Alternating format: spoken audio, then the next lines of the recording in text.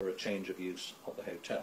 On 15th May 2025, Somani, having taken advice from এসেক্সের অ্যাপিং এর bell hotel থেকে আশ্রয়প্রার্থীদের সরিয়ে দেওয়ার নির্দেশ বাতিল হয়েছে। কোর্ট অফ আপিল আগের হাইকোর্টের রায় বদলে দিয়েছে। এর মানে 12 সেপ্টেম্বরের পরও ওই হোটেলে থাকা 140 জন আশ্রয়প্রার্থী থাকতে পারবেন। আগে অ্যাপিং ফরেস্ট কাউন্সিল আদালতে গিয়ে বলেছিল হোটেলটি খালি করতে হবে।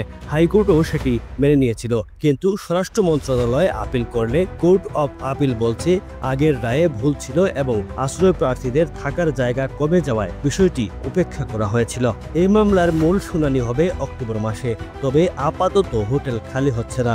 এই রায় নিয়ে রাজনৈতিক প্রতিক্রিয়াও এসেছে। কনজারভেটিভ এমপি কেমি বার্ডেন বলেছেন এটি একটি ধাক্কা। অন্যদিকে নাইজেল ফারাজ অভিযোগ তুলেছেন ইউরোপীয় মানবাধিকার কনভেনশন ব্যবহার করে অ্যাপিং এর মানুষের বিরুদ্ধে কাজ হয়েছে। অন্যদিকে স্বরাষ্ট্র মন্ত্রণালয়ের মন্ত্রী অ্যাঞ্জেলিনা ইগল বলছেন সরকার চাইছে আশ্রয় হোটেলগুলো ধীরে ধীরে বন্ধ করতে, তবে তা যেন সুশৃঙ্খলভাবে হয়। Running a restaurant?